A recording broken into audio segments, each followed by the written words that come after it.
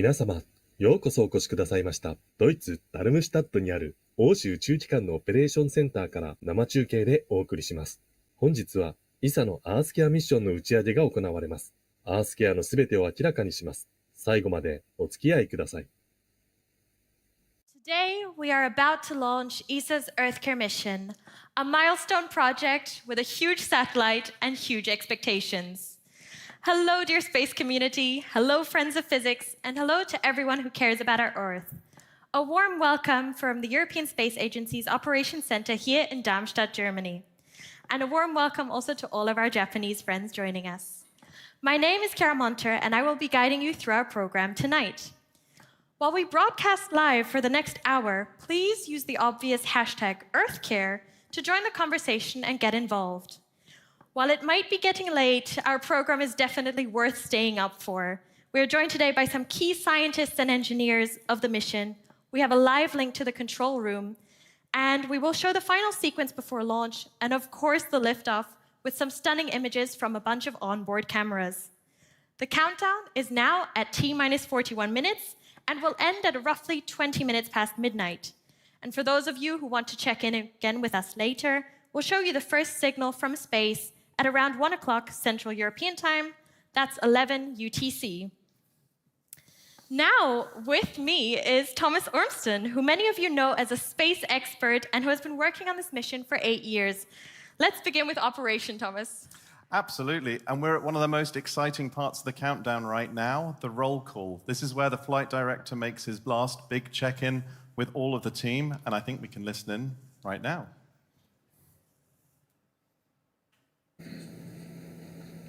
All positions in the briefing loop. This is EarthCARE, roll call. All positions shall report on this loop, responding to my request, quoting your call signs, followed by go or no go. Some go. EOCS go. Spacon go. Data handling go. Platform go. Payload go. Timeline go. Project rep go. Project support go. Software coordinator go. Software support go. Flight dynamics go. OM go. S-track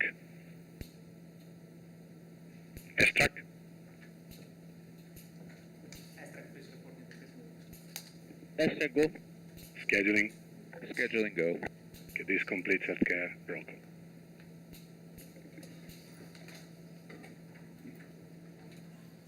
All lights are shining bright and green. A very good start from ESA Ops, isn't it? It is. We are go for launch at this time from here in Mission Control in Darmstadt.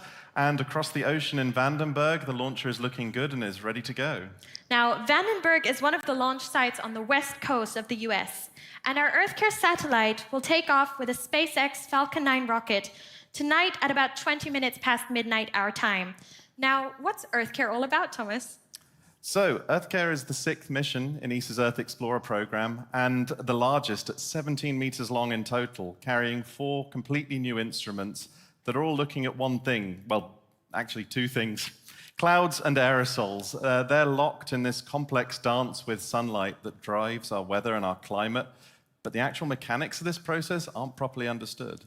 Which is a catastrophe because it is one of the key components of global warming.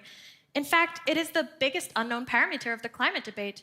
Absolutely, and up until now, scientists have never had an instrument that can study all of these volatile and dynamic processes all in the atmosphere, all at the same point. Up until tonight, because that's exactly why EarthCARE has 4 instruments on board. Let's go back to the main control room for a minute, Thomas, and see what they're doing, as we are now at about T-minus 38 minutes of the countdown. Absolutely, and this is the main control room, ESA's Mission Control here in Darmstadt, Germany. Quite quiet at the moment. I think they might be taking a couple of minutes to catch their breath before the launch. We actually launched our first satellite from here back in 1968. Oh my God, we weren't even born yet. No, we weren't. But now we fly 27 spacecraft around the Earth and across the solar system, linked in together via a network of ground stations that span the whole globe. It's also home here to ESA's Space Safety Program, which includes planetary defense against near-Earth objects, monitoring and avoiding space junk, and also monitoring and forecasting space weather. Both are big issues for spaceflight these days, aren't they?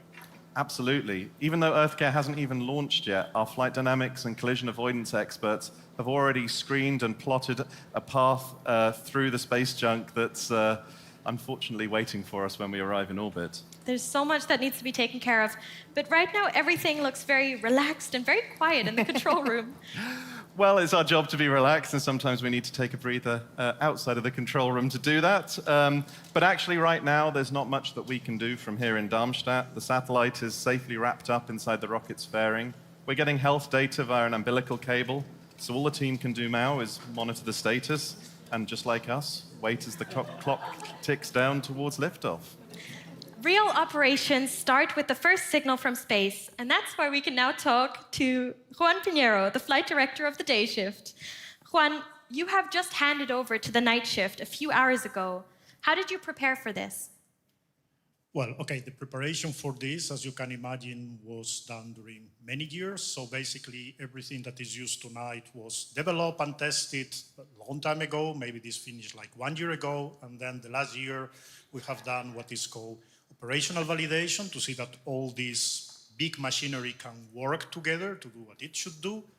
And then finally, in the last months, we have the feared simulation campaign where a trainer officer basically injects all sorts of problems he can imagine, and he can imagine a lot, in every system, in the teams, everything you can imagine, and see how the team reacts to this, how the system reacts to make us robust. So honestly, I think one can say that the teams are, and the systems are as well prepared as they could be. And now we just need to wait for it. Fantastic. That is great to hear. Thank you very much, Juan. Thanks to you. And Juan will take over tomorrow early morning. But just like us, he can't go to bed yet. Indeed, we all want to see the launch of EarthCARE, just like thousands of scientists do worldwide. And here are a few reasons why.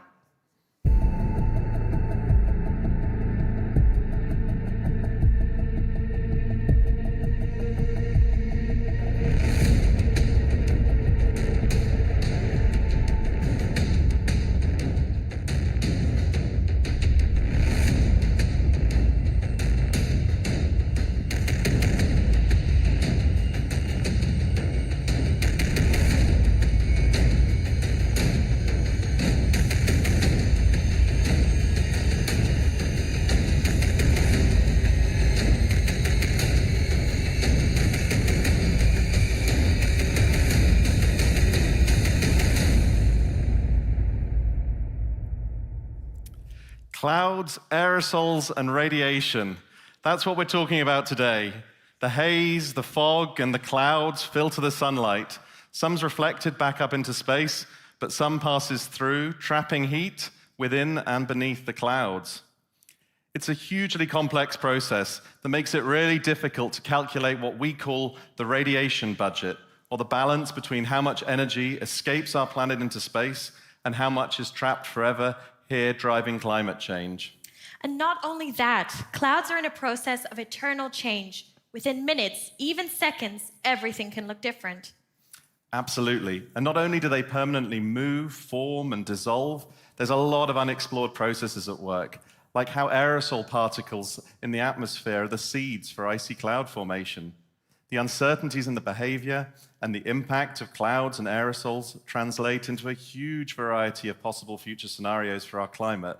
It's just a giant error factor with so many variables. I mean, scientists say clouds cause up to 30% uncertainty in the climate debate. Absolutely. Over the years, the IPCC reports have become so precise that this really stands out like a gap in the numbers. It's just simply missing. But that's why EarthCARE is launched at such a perfect time right now. Absolutely. Our knowledge of Earth's changing climate will be considerably less vague if we can nail down these figures about clouds and aerosols. And we will. EarthCARE will deliver this data, that's for sure, and we'll now tell you why and how. With me now is Hélène Schipfer, Professor of Atmospheric Physics. Hélène, you investigate the Arctic ice, which is a key marker for climate change. What's the role of clouds and aerosols in the polar sea? Okay, well, Arctic ice is melting fast, and we all know that. And this is under the influence of climate warming. And we need to understand how clouds, aerosols, and precipitation influence the speed of this melting. For example, precipitation being snow or rain makes a difference for ice melt. And the presence of clouds and aerosols, which reflect solar radiation and trapped infrared emission from the surface. They modulate the surface temperature, and this triggers the melt or delay the melt of ice in Arctic.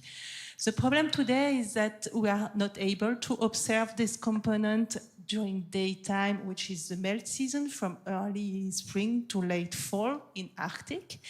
And so we work with assumptions, and we do not have any ideas of this aerosols, cloud, and precipitation there. So EarthCARE will be able to observe and provide new data which are solid about this component in Arctic. And this is thanks to the LiDAR with HSL capability and the radar with Doppler capability. As passive sensors cannot do that, so that's critical for our science. Fantastic. So this will make a huge difference in understanding the key components of climate change. Thank you very much, Hélène. Thank you. The EarthCARE project started 20 years ago. Even by spacecraft standards, that's a long time. It's been a journey with a lot of ups and downs along the way, whether it was external factors like COVID or the technical challenges posed by such a complex mission. Hundreds of obstacles had to be overcome, but everyone wanted to succeed. There's an even unexpected side effect, which was that we've been able to learn from other missions like Aeolus, making EarthCARE even better and even stronger. There has been a lot of work on this project by a lot of great people, and we really particularly want to highlight one of them tonight. The former EarthCARE mission scientist, Tobias Wehr, who sadly passed away unexpectedly a year ago. Tobias spent 21 years working on the mission as the driving force behind the science that it will soon produce.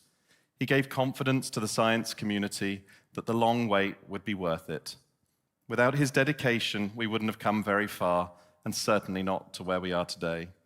Tobias spent most of his professional career working for EarthCARE, and our thoughts are with his family as we all miss him on the day that all of that work finally comes to fruition.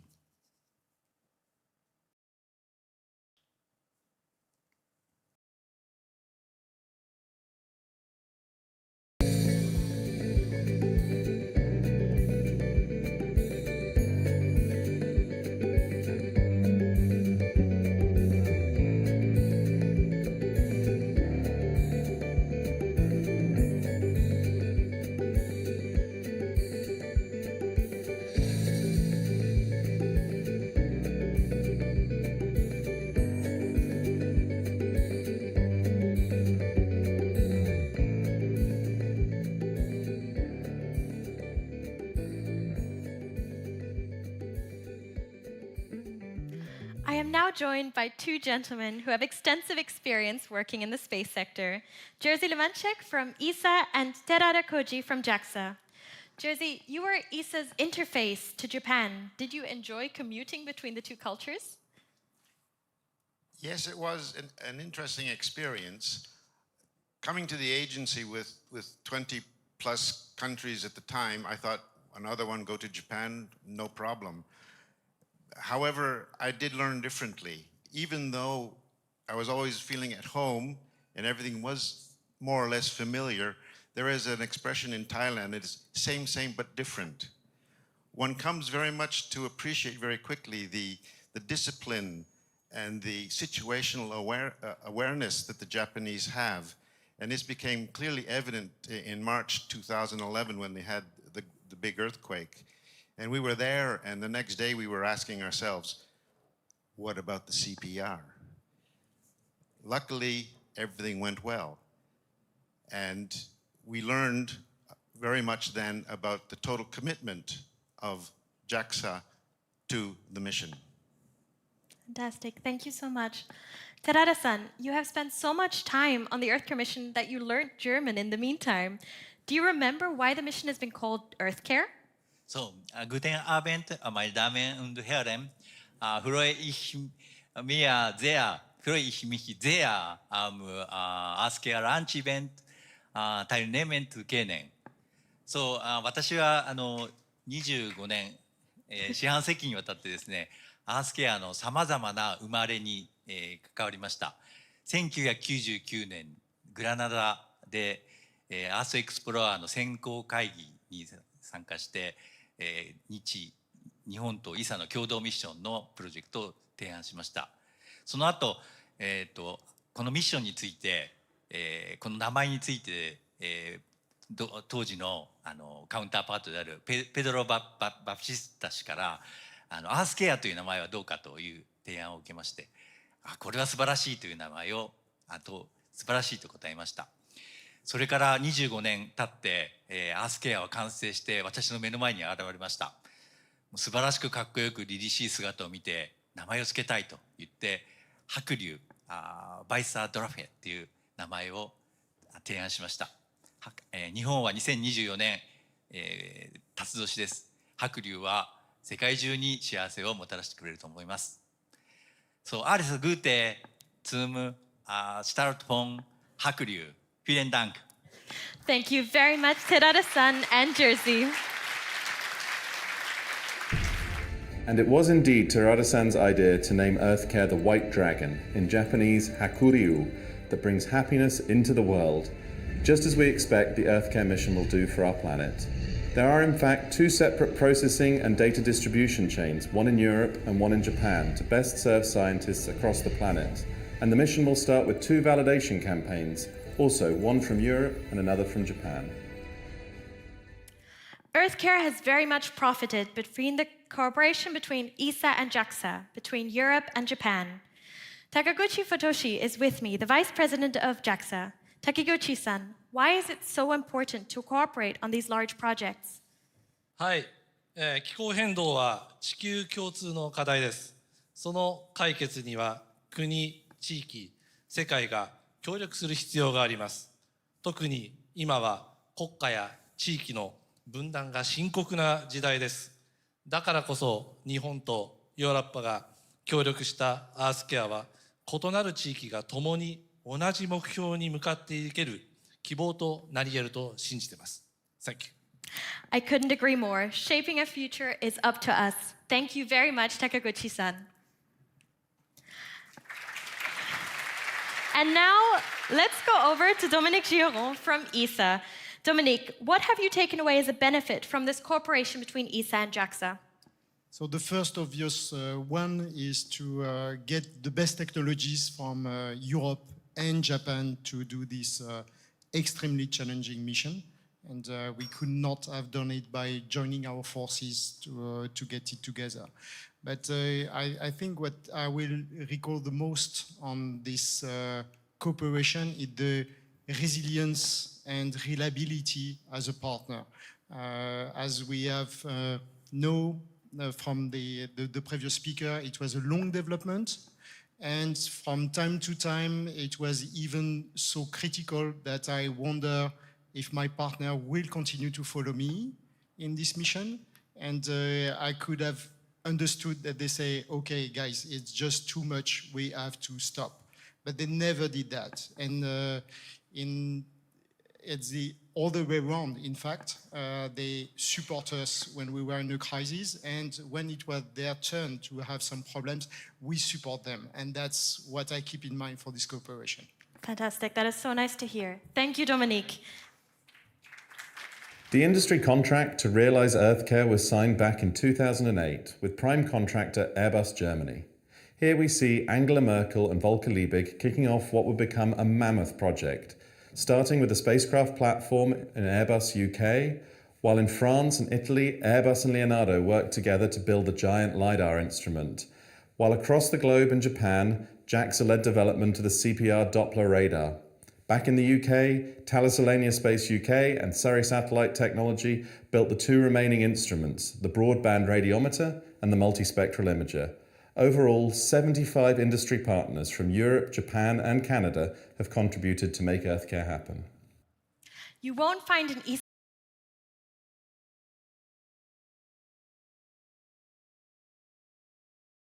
the member state that isn't involved in this mission. And together with the Japanese partners, all the bits and pieces came together and have finally been assembled at Airbus in Friedrichshafen, a large white satellite with a large solar panel. And now we are joined by Albert Saklauer from Airbus, the prime contractor. Albert, the satellite has a new UV laser and needs to fly in a lower orbit than usual, and here it faces more atmospheric friction. Is that a problem for the mission?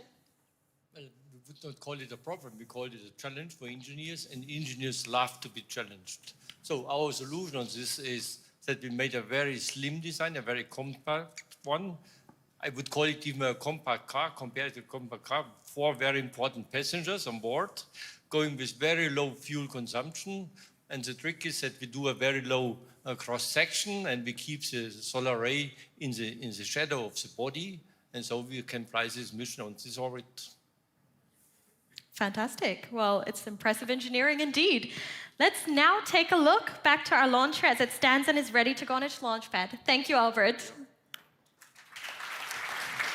And everything is looking good at our launch site in Vandenberg with less than half an hour of the countdown to go. An ESA team is, of course, out there in California, and one of them sent us a message from the launch pad earlier today.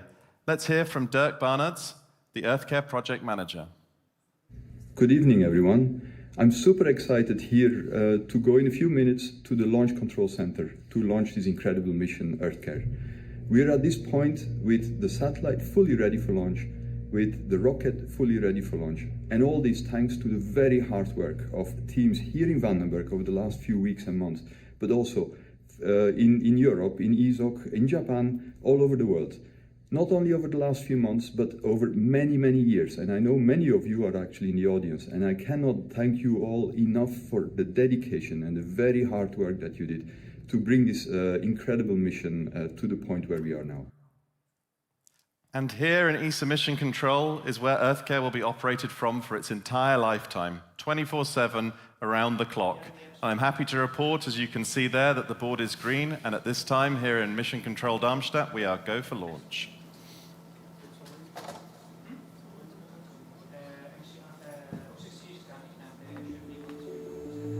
EarthCARE carries 4 state-of-the-art instruments. Its multispectral imager will provide an overview in multiple wavelengths to set the scene. The cloud profiling radar will detect vertical motion within clouds, providing details on their internal dynamics. Its atmospheric LiDAR will detect the top of clouds and provide profiles of the atmosphere with information on aerosols. And its broadband radiometer will measure the reflected sunlight and heat radiated from Earth.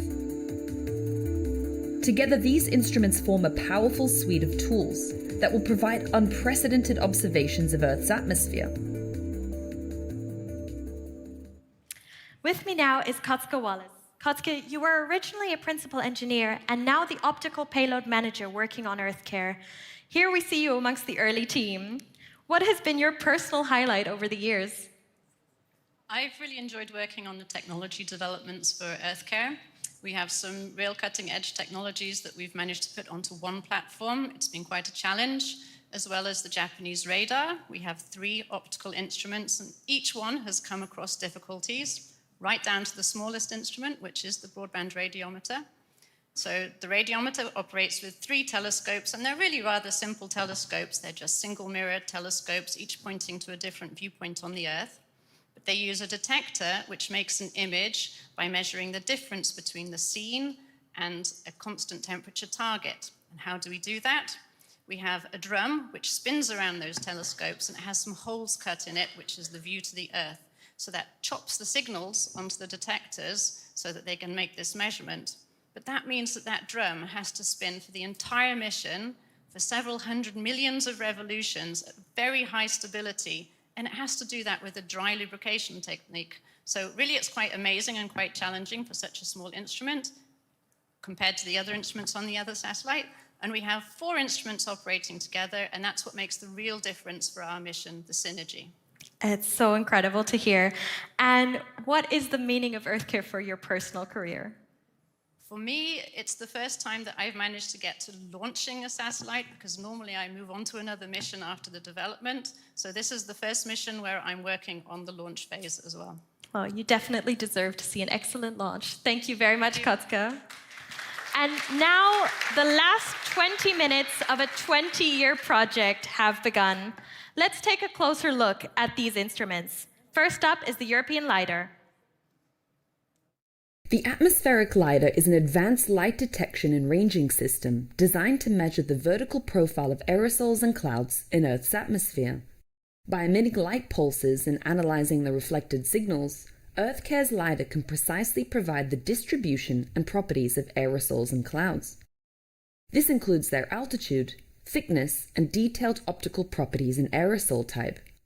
This information is crucial for improving climate models and understanding the role of aerosols and clouds in Earth's energy balance. Georgios Teramis is ESA's principal athlete engineer.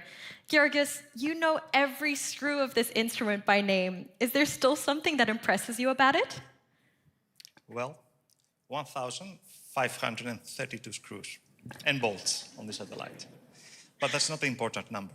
There is one number which is far more critical for us, and that's 7.1 billion shots, 7.1 billion pulses. This is the number we need to reach in the UV region during the 4.5 years of mission. It was quite challenging to get there, and we will get there. These pulses are also very narrow. They are about 25 nanometers each. So if we look at how much light we actually emit, it's only for 177 seconds. So through the entire 4.5 years of operations, we will have only 177 seconds of light coming out of this instrument. How do we achieve the science then with this short period of light? Well, Ulla already mentioned that it's a unique instrument which is having the technology called HSRL, High Spectral Resolution Etalon, which is allowing us to separate molecules from aerosols. At the same time, we have something else which was never combined before, and this is a depolarization channel. Mixing these two technologies allows us to discriminate excellently between anthropogenic, man-made aerosols and non-anthropogenic, natural aerosols.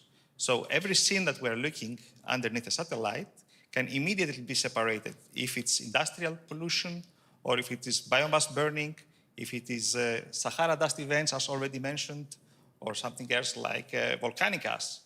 This is a unique capability, never seen before from space, and that's why it's such an exciting instrument. It's very impressive indeed. Thank you very much, Georgios. And wait a minute, your son Dimitris is here with us today as well. Thank you for coming, Dimi. So, do you like what your dad is doing? Hi.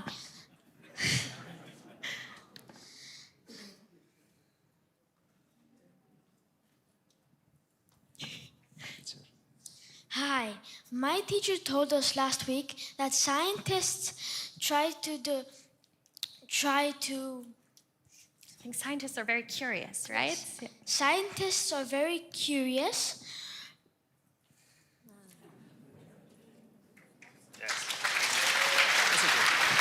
You're doing great. So, do you also want to do something revolving around science like your dad? Yes, because I find science very interesting, and I also like building things. Oh, perfect. Then that's a good prerequisite. ESA's talent scouts, look out. So thank you so much for being with us, Georgios and Dimitris. Thank you. Thank you.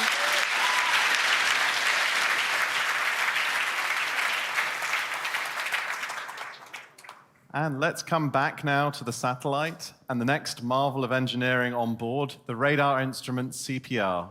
It's the first Doppler radar ever flown in space, and it was developed and built in Japan. Let's see what this instrument is all about. The cloud profiling radar provided by JAXA enables EarthCARE to observe the internal structure of clouds. It operates in the millimeter wavelength range, penetrating through clouds and light precipitation. This provides detailed insights into their vertical structure and velocity, particle size distribution, and water content.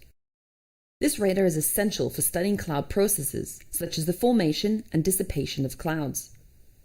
It also contributes valuable data from proving weather and climate models.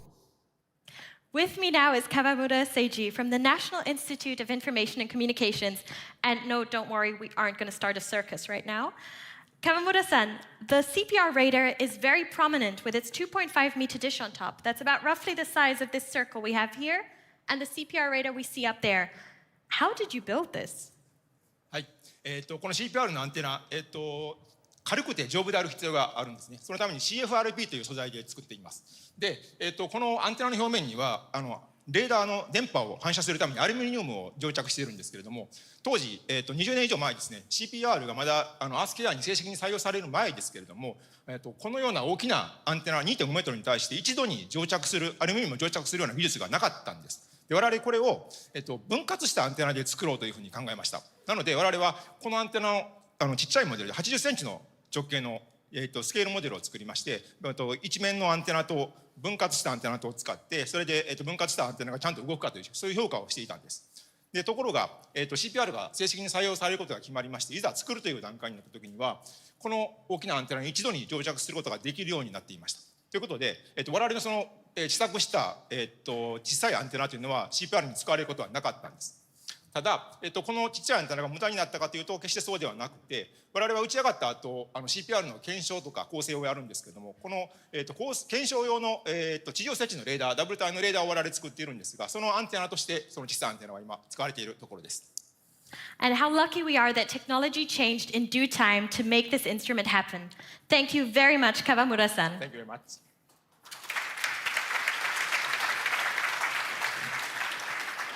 Ese uyo. That is Japanese for controlling the satellite, and that's what the team down in the main control room is preparing to do right now. I've been told just a minute ago that our network of ground stations all around the world are standing by, starting with Hattebestuk in South Africa, then Kiruna and Svalbard high in the Arctic Circle, right at the top of Europe, continuing round to Alaska and then even Antarctica. We are ready to hear EarthCARE. We need them to stay in touch with EarthCARE as it flies from pole to pole in an orbit lasting 5,555 seconds, or about 1.5 hours in more normal numbers. And as the globe rotates beneath the satellite, we scan the planet every 25 days, but touching base every 90 minutes with our Nordic ground stations to download that precious data. Walter Pelzer is with me now, hopefully. He's coming on stage. He is the Director General of the German Space Agency in the DLR. Walter, the control center is in Germany. EarthCARE is designed and integrated in Germany. Major science institutes are involved, and the DLR flies a validation aircraft and hosts a number of data networks. How does Earth observation rank in the German space agenda? Well, I think, hello again, first of all, and I think we had this similar question already. Yes, a lot of the footprint of Germany in Earth observation is pretty high. The German ranking, or German ranks Earth observation on top of this list, whether it's in money-wise, whether it's staff-wise, and also in our space agency. So from this point of view, Earth observation is core when it comes to tackle the great challenges, climate change, other grand challenges we are facing on Earth. And I mentioned already earlier today that Germany is doing space to make life on Earth better. So from this point of view, it's #1 ranked in our space strategy. And so from this point of view, EarthCARE and this mission is #1 when it comes and when it comes to close to our heart. Fantastic. Thank you very much, Walter. Keep up the pace. The world surely needs it. Let's cross the finger for the mission. Now, all ESA projects aim at one goal, serving the people on our planet. But is this recognized? And I want to ask the science communicator, Dr. Fission, about this. He runs the second largest Spanish science channel with an incredible 9 million followers. Doc, do people know what ESA is doing to take care of our climate? Yes, absolutely. I have a feeling that people think that we are not doing enough for science and taking care of the planet. Instead, the ESA have the largest float of satellites taking care of our planet. So it's my mission as a science communicator to try to tell anyone that we are doing our best effort for the planet. Science, physics, engineers, all working together to have a better planet for our children and generations to come. Fantastic. Thank you so much, Doc, for being with us 15 minutes before this EarthCARE launch. Now, before you leave, I do want to ask, since I have an influencer here, can I take a selfie with you? Yes, of course. Perfect. 1, 2, 3. Perfect. Thank you so much. Thank you so much. Bye-bye. In the last few weeks on its journey to launch. Starting in a clean room on the shores of Lake Constance, it was packed into a special container and transported by truck to Munich airport, where the giant Antonov cargo aircraft was waiting to whisk it across the ocean. Everything was perfectly planned and measured, so the satellite and all of its support equipment fit precisely into the hold of the Antonov. It's a high-stakes job, and you can definitely see the relief and happiness on the face of EarthCARE payload manager Kotska Wallace. From there, it was a long flight across the Atlantic, ultimately touching down at Vandenberg Space Force Base in California after a brief stop for satellite customs clearance. All this time, the satellite had been safely enclosed in a special container that maintained temperature, pressure, and cleanliness for the whole journey, constantly under the watchful eye of ESA and the industry team. After arriving in Vandenberg, the container was carefully unloaded and brought by truck to the Astrotech facilities, where it could be unboxed and everything checked and rechecked. Thankfully, it was in perfect health, and we could go ahead and prepare everything for launch, including filling the tanks with 310 kilograms of hydrazine propellant. Finally, on the 15th of May, everything was ready, and the spacecraft could be mounted to its adapter, ready for a last dress rehearsal between the launch site and ESA's mission control in Darmstadt. With everything go for launch, just 5 days ago, the satellite was encapsulated inside the fairing, and just 2 days ago, rolled out to the launch pad, where we can see it now, waiting for the last leg of its journey in less than 15 minutes. Before we go live to Vandenberg, let's have a message from Simone Tekeli, ESA's Director of Earth Observation, which he has sent us from the launch site. To the ESA event from Vandenberg. We are here at the launch site. The project teams are ready, from Airbus, from ESA, with JAXA. The launcher is ready, the meteor looks good, so really looking forward the launch of the 6. And now, with less than 10 minutes to go, the satellite will now be switched to its internal power. That means that from this point on, it's on its own. It's going to be sipping power from its batteries until it unfolds its big solar panel once it gets to orbit. Space friends and enthusiasts, thank you for being with us for the last 40 minutes. By now, you should be experts in atmospheric physics, or at least understand enough about them to know why our mission today makes a difference to climate change. It is now time to leave Darmstadt and go over to California, where our colleagues from SpaceX will take over for the launch. We'll be right back with you straight after separation of the spacecraft. So stay tuned and keep your fingers crossed for a successful liftoff and flight. And the 340th overall Falcon 9 mission to date. My name is Zachary Lupin, and I'm an avionics reliability engineer here at SpaceX, and I'm joining you from our headquarters in Hawthorne, California. Welcome to our live launch coverage of the EarthCARE mission, a European Space Agency Earth Explorer mission developed as a joint project between ESA and the Japan Aerospace Exploration Agency, or JAXA. Now, the CARE in EarthCARE is an acronym that stands for Cloud Aerosol and Radiation Explorer. Once in space, EarthCARE will collect data to answer questions about Earth's radiation balance, which is a key factor in regulating Earth's climate. It will also measure vertical profiles of cloud particles and aerosols and their fall speed, or the speed at which the particles and aerosols fall through the air. This data will be used for climate research and will improve the accuracy of climate models and support weather predictions. We'll have more to share about today's payload later on in the webcast. Currently, both the vehicle and range are green, and we are on track for an on-time launch at 3:20 p.m. Pacific Time. For now, let's meet the vehicle and learn a little bit more about the most flown U.S. launch vehicle ever, our Falcon 9 rocket. Falcon 9 is a two-stage rocket developed and manufactured by SpaceX, known for its safe, reliable, and cost-effective access to space. It is also the first and currently the only orbital class rocket capable of reflight. Starting at the top of the vehicle is the payload fairing, a protective shell that encases the payload being sent to space. That fairing will separate and jettison away from the vehicle, exposing the payload once Falcon 9 reaches space. Today's payload, currently encapsulated in those payload fairings, is ESA's EarthCARE. Spacecraft is on internal power. ESA's EarthCARE satellite. Equipped with 4 primary instruments, EarthCARE will make a range of measurements that together will shed new light on the role that clouds and aerosols play in regulating Earth's temperature. The mission's data will be used for climate research and will improve the accuracy of climate models as well as support higher fidelity numerical weather prediction. Continuing down the vehicle, we have the second stage. Now, the second stage is powered by a single Merlin vacuum engine, or MVAC, which is optimized to perform in the vacuum of space. After stage separation, the MVAC will ignite and carry the payload to its final orbit. The Falcon 9's first and second stages are connected via the black inner stage, which houses the MVAC engine and the system that decouples the 2 stages during stage separation. And below that is the Falcon 9 first stage, which is powered by 9 Merlin engines. These 9 Merlin engines provide the initial thrust to lift Falcon 9 off of the ground through the lower, thicker part of the atmosphere.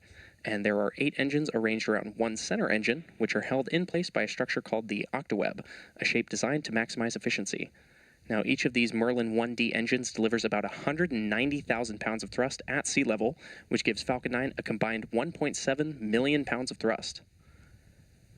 After stage separation, Stage 1 will return to Earth for recovery and reuse on a future mission using a combination of the Merlin sea level engines and the 4 titanium grid fins located near the top of the booster, which will guide it during its re-entry and landing. The Falcon 9 first stage is also equipped with 4 landing legs that will deploy just before landing to allow for vertical touchdown on a drone ship or a landing pad.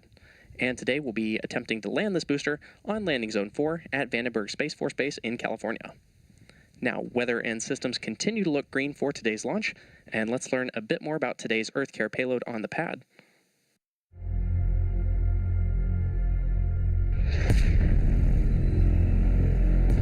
We are facing a climate emergency. Understanding our planet is more critical than ever before. Our Earth is a complex system. To protect it, we need to fill in the missing piece of the climate puzzle. How do clouds and aerosols affect Earth's energy balance? While we know that they play extremely important roles in regulating our atmosphere's temperature, we don't know how their behavior will change as our climate warms. This is where EarthCARE comes in.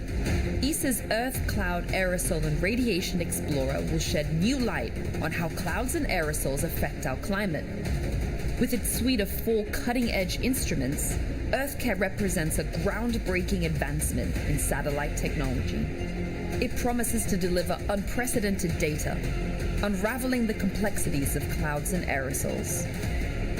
With this, we can refine our atmospheric models and climate forecasts, giving us the tools to tackle the challenges of a changing climate with greater accuracy and precision.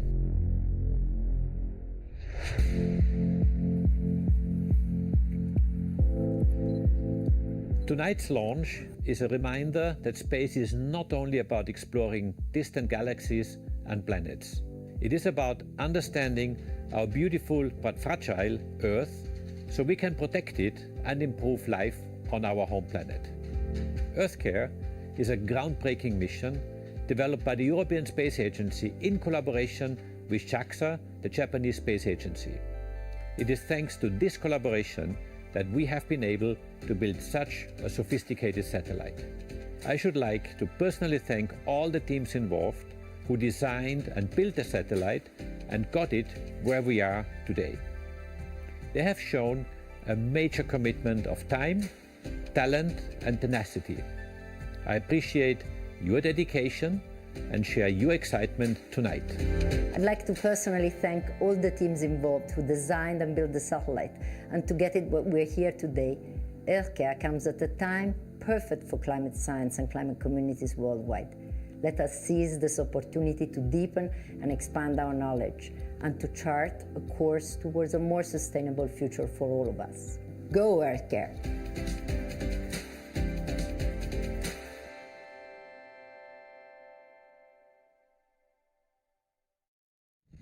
As you just saw, there's some really exciting science set to happen on this mission. But first, we need to get it to space. Now, in order to get the rocket and payload into any orbit, the rocket has to not only go up really fast, but it also has to go sideways. And as the rocket descends, we'll tilt the engines, and that'll turn the rocket horizontally into what's known as a gravity turn. To help demonstrate this concept, we'll use an analogy popularly attributed to Sir Isaac Newton, who was the first person to formulate a comprehensive theory of gravity in his 1687 Law of Universal Gravitation. Newton asked to imagine firing a cannon from a really high mountain. The cannonball will arc, and then gravity will pull it down to Earth. Now, as you increase the power of the cannon, that cannonball will arc and land farther and farther away. Eventually, if you could continue to increase the power, the cannonball will end up in free fall around the Earth.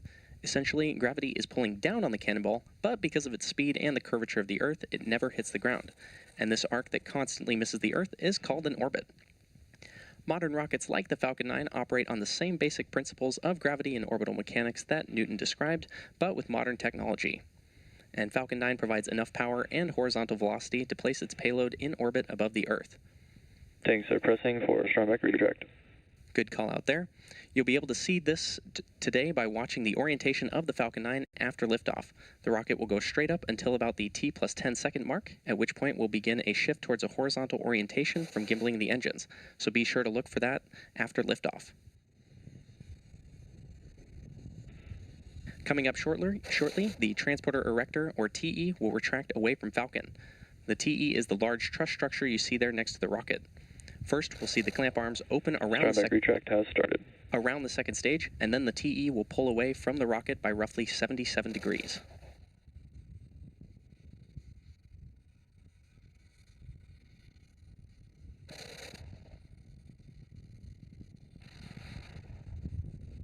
Now, that first stage is connected to a launch mount at the base of the TE, but the TE is hinged and will retract away from the vehicle in preparation for launch. You may hear the TE referred to as the strongback from the launch team, and it does a lot of heavy lifting in the lead up to launch. It's designed to transport, raise, and support Falcon 9 at the launch pad.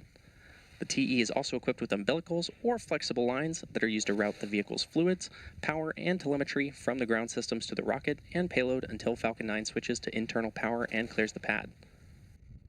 And as you can see on your screen there, the strongback is retracting away from the vehicle.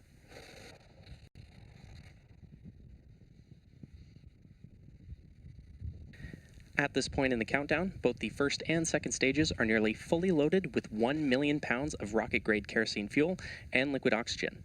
Both the first stage and second stage should finish propellant loading about a minute apart from each other, with the first stage finishing up at around the T-3 minute mark, and the second stage finishing at the T-2 minute mark. Stage 1 LOX load is complete. And there's that call out that Stage 1 LOX loading has completed. As you may have noticed, there are white clouds forming around the vehicle. Those clouds are comprised of the chilled gas above the LOX tank that is vented overboard to maintain pressure in the tank as needed. And when that vented oxygen mixes with the warmer California air, it condenses into clouds.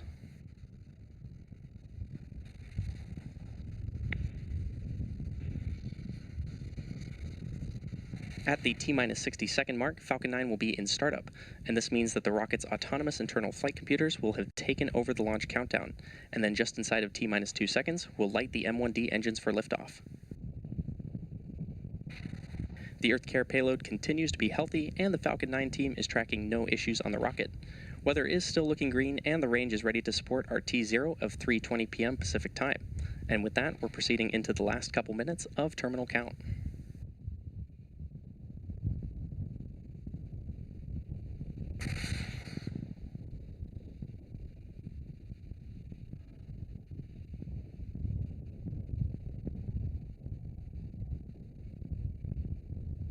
Stage 2 LOX load is complete. And there's that call out that Stage 2 LOX loading is complete. Falcon 9 is now fully loaded with 1 million pounds of propellant and oxidizer.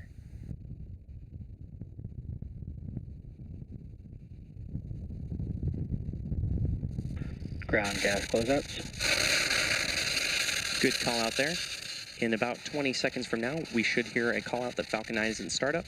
And as a reminder, this is a call out that the rocket's autonomous internal flight computers have taken over the launch countdown.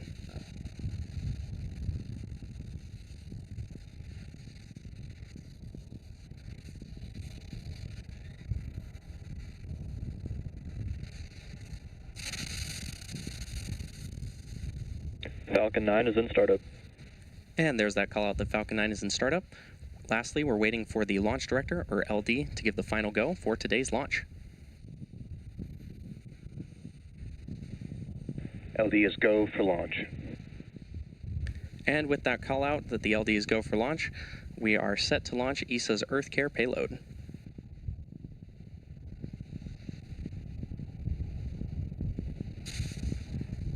T-minus 30 seconds.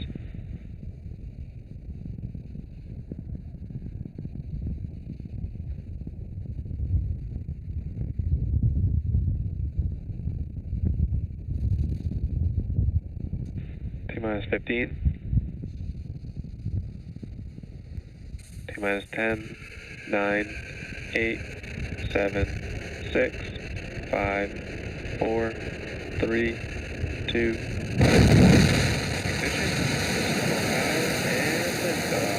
go Falcon 9, go EarthCARE.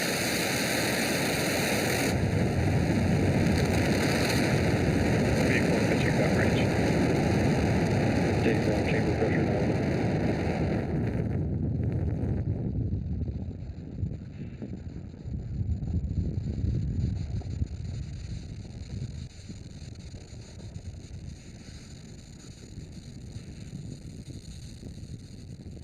At T plus 30 seconds and counting, Falcon 9 has successfully lifted off from Slick 4 East carrying the EarthCARE satellite. Now, after clearing the tower, we tilted or gimbaled the engines to initiate a roll maneuver, which you may notice in the Stage 1 camera view. This enables the vehicle's antennas. Telemetry nominal. This enables the vehicle's antennas to stay in the best position for communicating with the ground. In just a few moments from now, we'll be throttling down the engines in preparation for max Q, or maximum aerodynamic pressure. Vehicle supersonic.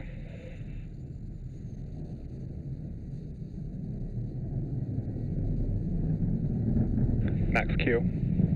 And there's that call out for max Q. Now, as Falcon 9 accelerates through the thicker lower atmosphere, the air density decreases, and Falcon 9 passes max Q once the air density lowers faster than the increasing speed of the vehicle. So keep an eye on the Stage 1 telemetry on the bottom left-hand corner of your screen to watch for these speed changes through ascent. And back chill. Good call out there. And as a reminder, the rocket typically needs to go 17,500 miles per hour horizontally in order to avoid being pulled back down to Earth and get into orbit. Now we've got 6 events coming up happening in rapid succession. This will start with main engine cutoff, or MECO, where we shut down all 9 M1D engines on the first stage. Followed by that will be stage separation, where the first and second stages separate. Third will be the Stage 1 flip, a maneuver to turn the first stage around. Then we'll have the second engine start, or SES1, on the second stage. Fifth will be the first stage boost back burn, a controlled burn that reduces the forward velocity away from the launch pad. And lastly will be fairing separation, where the 2 fairing halves will jettison away from the second stage. And all of these events should happen in just a few moments from now.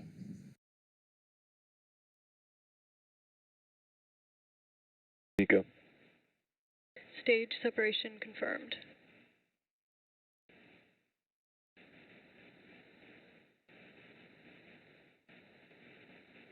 And vac ignition. Stage 1 boost back burn.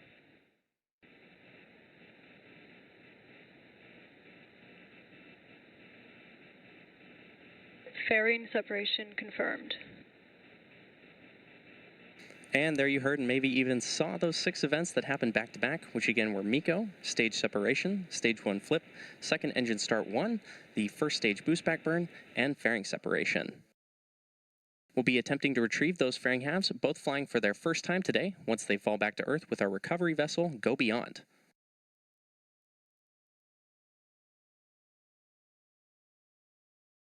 Coming up shortly, we should hear a call out for boost back shutdown on the Falcon 9 first stage.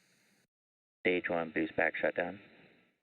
And there's that call out for Stage 1 boost back shutdown. We're currently T plus 3 minutes and 34 seconds into the mission. Our next major mission milestone will be... Both vehicles are following nominal trajectories. Good call out there. Our next major mission milestone will be the first stage's entry burn, which will take place just past the T plus 6 minute mark. Now, to start the entry burn, we will relight 3 of the M1D engines on the Falcon 9 first stage, which is similar to pumping the brakes to slow down the vehicle as it passes back into the Earth's atmosphere. The entry burn helps reduce the heat generated from the friction of the atmosphere and reduces the aerodynamic forces acting on Falcon, which helps maintain controlled flight and prepare for the landing burn. Now, during the entry burn, Falcon 9 is decelerating by firing its Merlin engines, but it's still moving really fast, and this causes the vehicle to fly through Merlin's exhaust gases, or plume, which deposits a layer of soot on the vehicle surface. And that soot comes from the carbon-based fuel that Falcon 9 uses, and with each flight, the soot builds up a little more on the outside of the vehicle.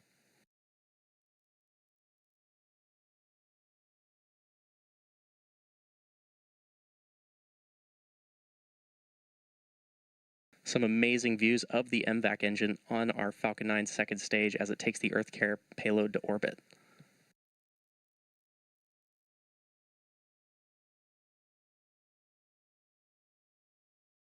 Reusability is key to lowering the cost of spaceflight, which enables more investments in critical scientific research. Now, the Falcon 9 first stage that is supporting today's mission is performing this entry burn for its 7th time, coming up shortly. Now, the Merlins on the first stage are optimized for sea level, and these achieve 190,000 pounds of thrust each during ascent and descent. At liftoff, Falcon 9's first stage has thrust greater than 5 747 airplanes at full power, and the MVAC engine on the second stage, with a much wider nozzle, is optimized to 220,500 pounds of thrust in vacuum.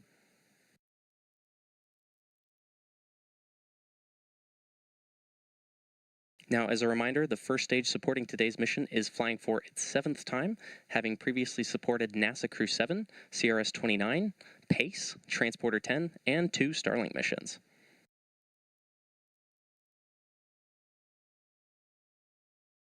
It's also worth mentioning that this is the 56th Falcon 9 launch of 2024 and the 18th launch of Falcon 9 this year from Vandenberg Space Force Base in California.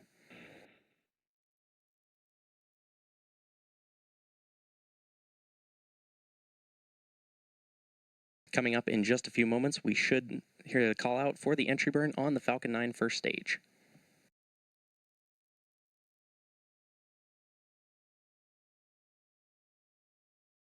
Stage 1 entry burn startup. And there's that confirmation of entry burn startup. This burn will last about 20 seconds and will slow the vehicle down in preparation for the landing burn.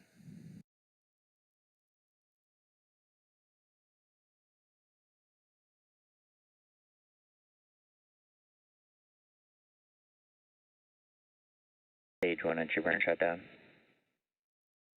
And there's confirmation of Stage 1 entry burn shutdown. We're now waiting for Falcon 9 to land back at Landing Zone 4 at Vandenberg Space Force Base in California. And it just so happens that Landing Zone 4 is actually only about 450... Both vehicles are on nominal trajectories. Good call out. Stage 1 FTS has saved. Good callouts there. It just so happens that Landing Zone 4 is actually only about 440 meters away from Slick 4 East at Vandenberg.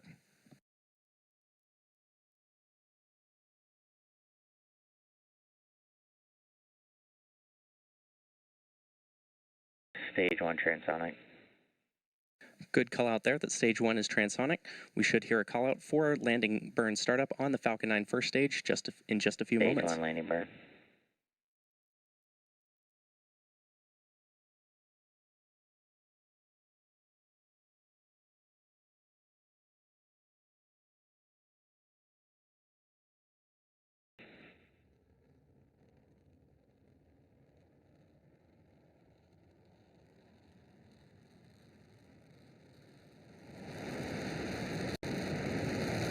Stage 1 landing light deployed.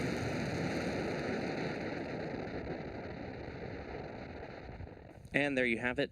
Falcon 9 has successfully... Stage 1 landing confirmed. Falcon 9 has successfully... Stage 2 FTS is saved. Stage 2 is in terminal guidance. Good callouts there.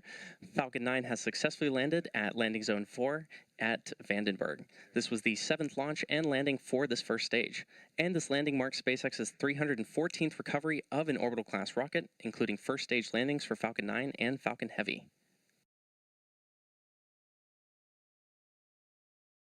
Coming up next, we'll hear a call out for SECO 1, or Second Engine Cutoff 1, on the Falcon 9 second stage, currently on your screen. MVAC shutdown.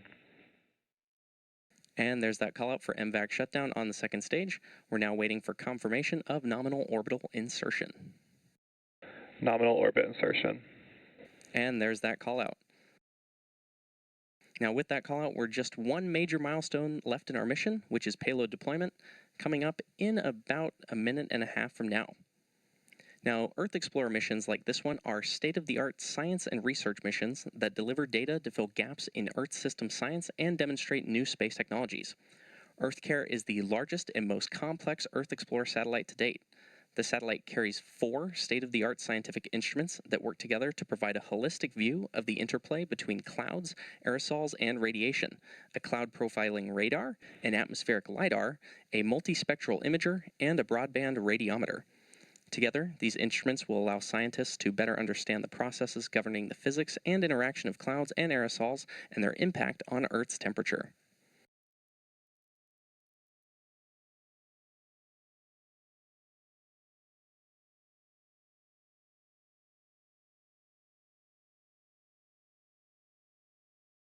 We're expecting payload deployment of the EarthCARE satellite in just under 40 seconds from now.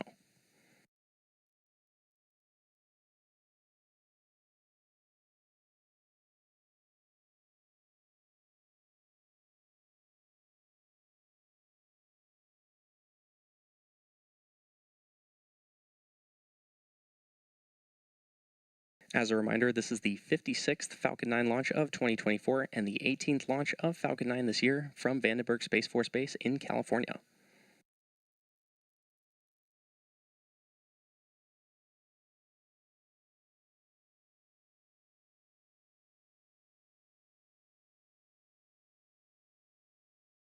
EarthCARE separation confirmed. An amazing view there on your screen. Successful deployment of the EarthCARE payload. And with that confirmation, we'll be bringing today's webcast to a close. Today's mission marks SpaceX's 351st overall mission to date and 56th mission of this year. We want to thank the European Space Agency and JAXA for entrusting us with today's mission and all of you for joining us this afternoon. If you're interested in following the EarthCARE mission further, tune into youtube.com/ESA for more. And if you're interested in more launch coverage, be sure to check out spacex.com/launches for the most up-to-date information. Thanks for tuning in, and we'll see you again soon. Amazing pictures. I meant to talk now. I wasn't ready for this much emotion seeing our spacecraft, our EarthCARE flying free. But we're here back in mission control here in Darmstadt, Germany. And I want to tell you a little bit about what's going to happen over the next 40 minutes, because we have a little bit of time to wait before we hear from EarthCARE for the first time here at Mission Control. But the satellite's not going to be quiet. Very soon it will start going through a set of automatic steps to turn on its transmitter so it can talk to us, to get things like that big solar array ready so it can generate power, effectively to be ready for that first conversation which we hope to have with it very, very soon. The satellite itself is now going to fly down towards Antarctica, come up under the South Pole, and we will pick it up again, as I say, in around 40 minutes from now at our ground station in Hartbeespoort in South Africa. Oh, amazing news, really incredible. Now, with me is Torsten Fehr from ESA. He is the EarthCARE mission scientist, and he looks very happy. Kara, I'm very happy. I mean, this is an emotional roller coaster, and I guess that everybody in the room and also the viewers online, I mean, for us, this was just such an exciting moment, and to see this perfect launch and the deployment of the satellite, I mean, this is just, and I'm talking much too fast, but I'm so emotional. Seriously, to see this after so many years that we've been waiting, after hundreds, thousands of people have been working on the satellite for such a long time, with the scientists, of course, it's a mission scientist. This is dear to my heart, supporting us and driving us through all of those years with our Japanese partners. This is just fantastic. I have to say, this is, I think, probably one of the greatest moments in my professional life ever. It's fantastic. I cannot be more happy at the moment. We still have some time to go. We're not there yet, but we've done a big leap forward.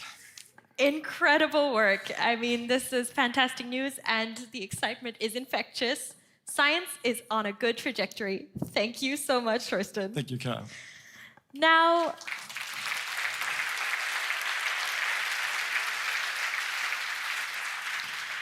let us also look into how the public reacted during the EarthCARE launch.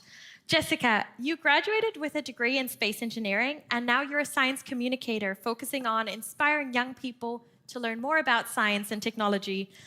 I mean, it's always so exciting to see such a launch, isn't it? I mean, especially for such an important mission. What is the feedback from your community like for missions like EarthCARE that focus on climate data and Earth observation? The feedback's been absolutely amazing. I have quite a lot of young followers who are concerned about why we go to space, but also they're concerned about the future of sustainability because climate change is such a big topic. So I think missions like today's have been amazing. It's been covered just in the best way possible because it's set to inspire a new generation of scientists and engineers and also educate the public. And I'd like to quickly take the opportunity to say I have so much respect for everybody in this room. What you've achieved today has been phenomenal. And as an aerospace engineer myself, I really, really do think it's fantastic. And I'm so excited to see the future, what it holds. Thank you so much, Jessica. The work you do is very important. Thank you. Thank you.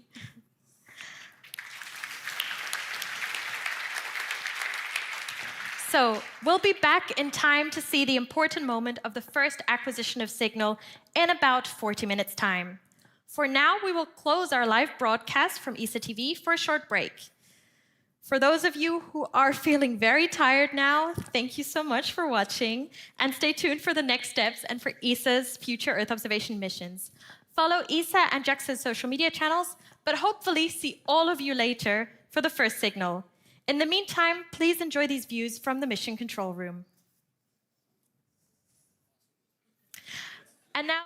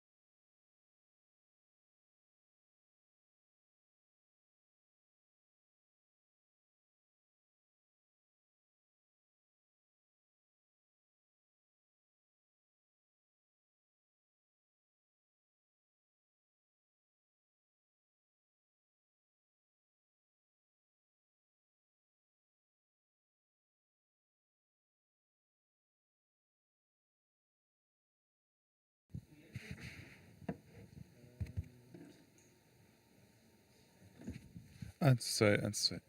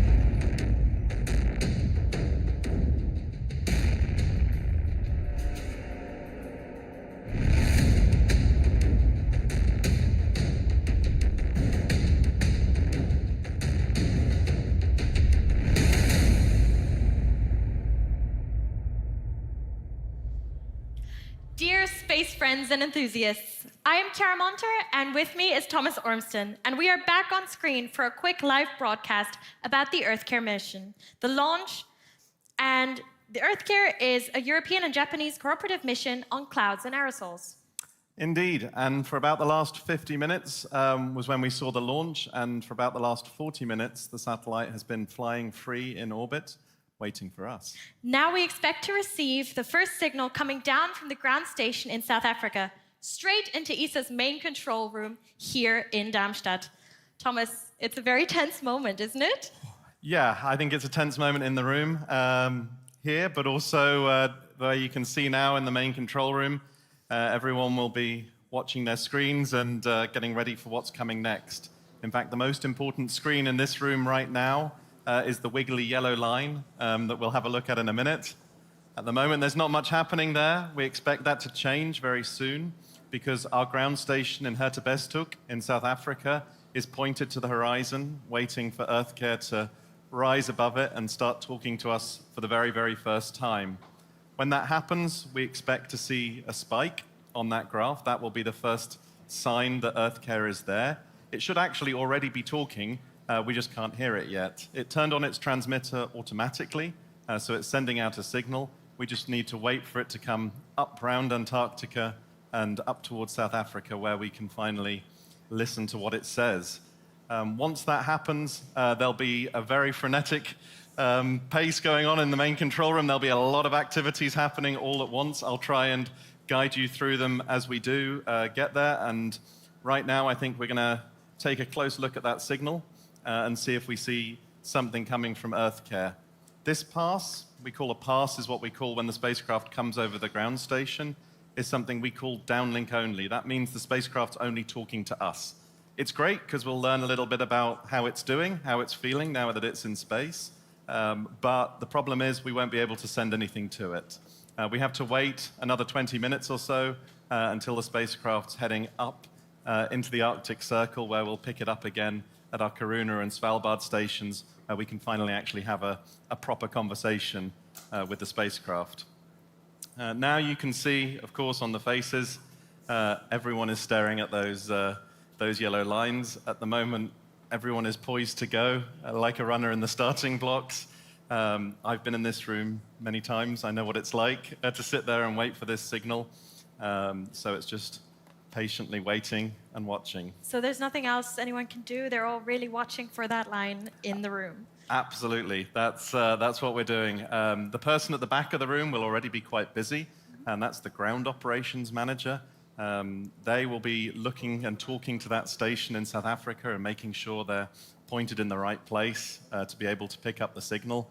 Of course, it's not every day they get a brand new spacecraft coming to orbit, so they'll be pointed there, poised, ready to receive the signal from the spacecraft when it comes.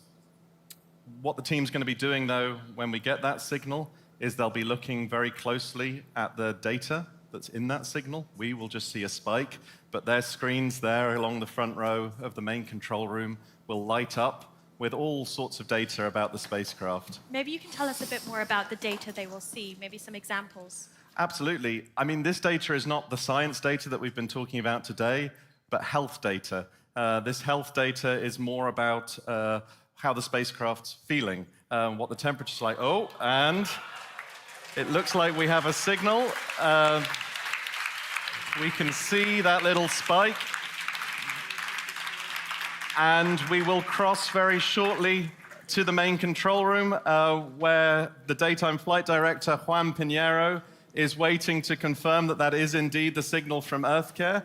Juan, can you hear us?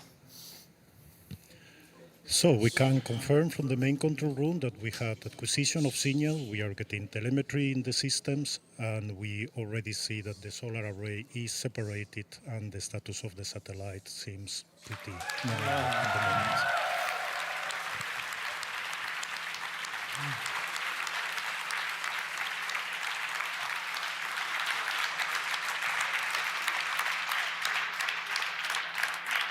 That is absolutely fantastic news coming from the main control room.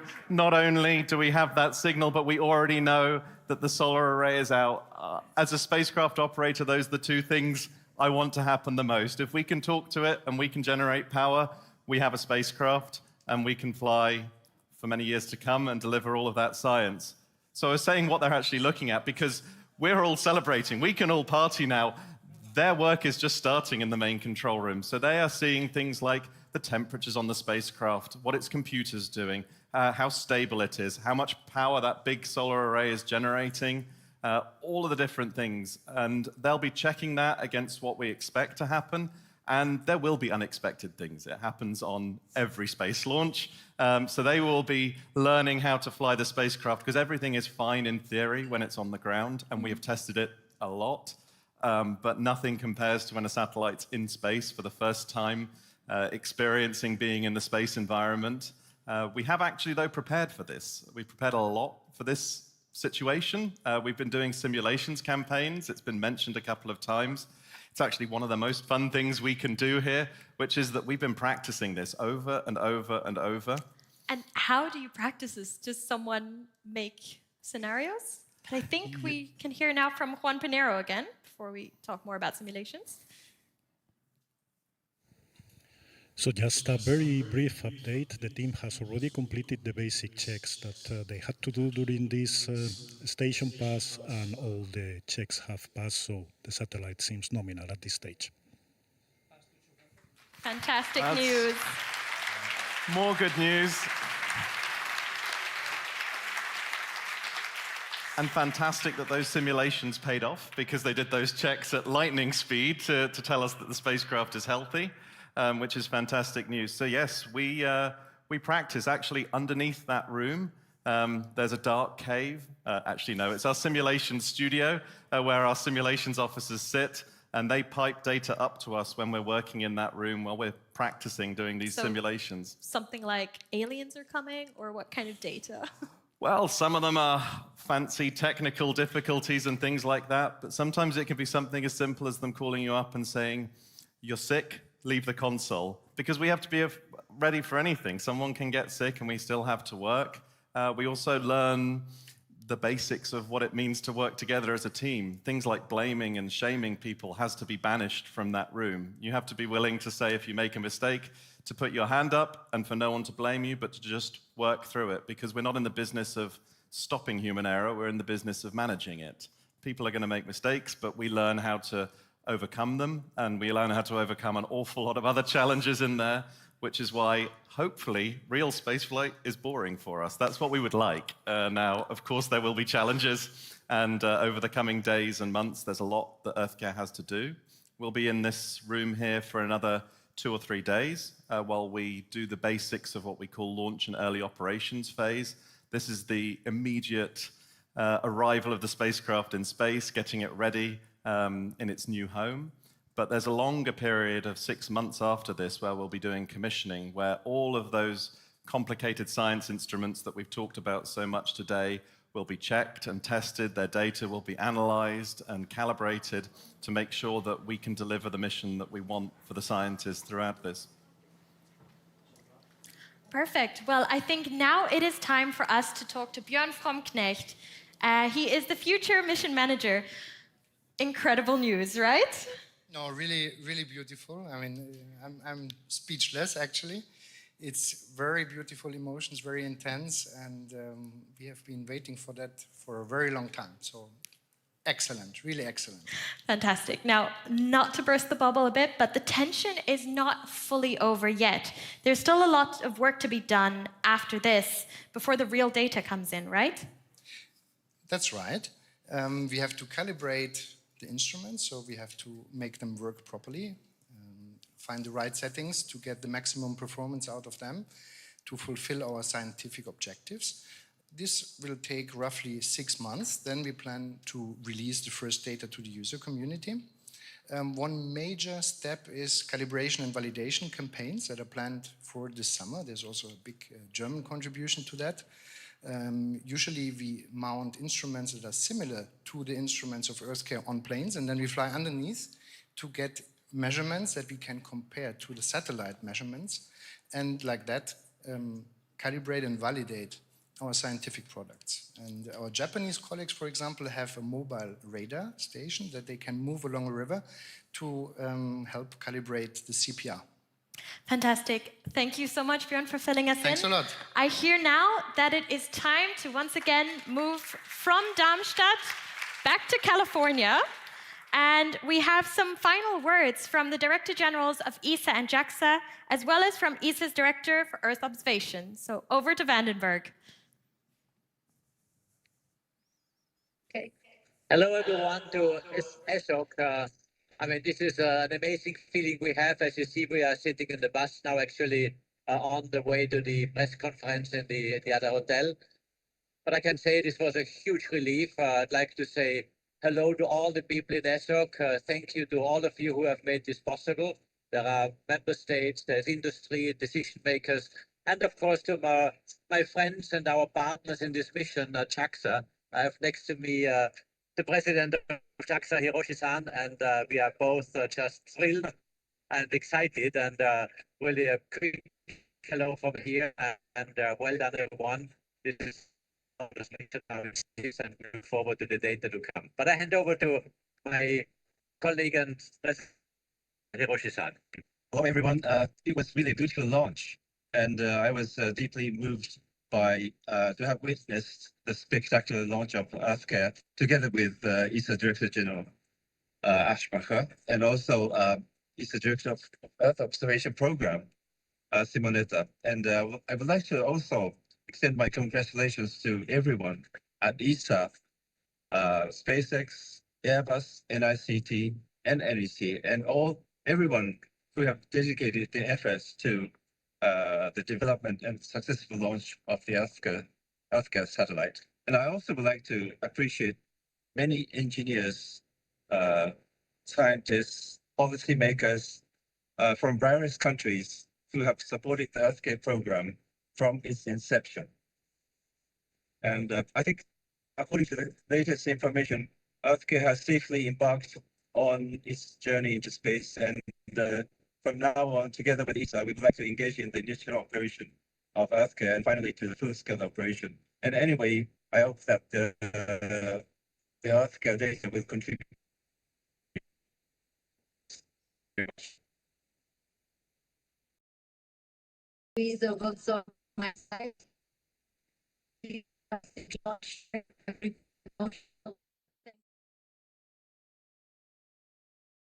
I think we might have lost them. I'm happy to say that our connection to EarthCARE is a lot better than our connection to California right now.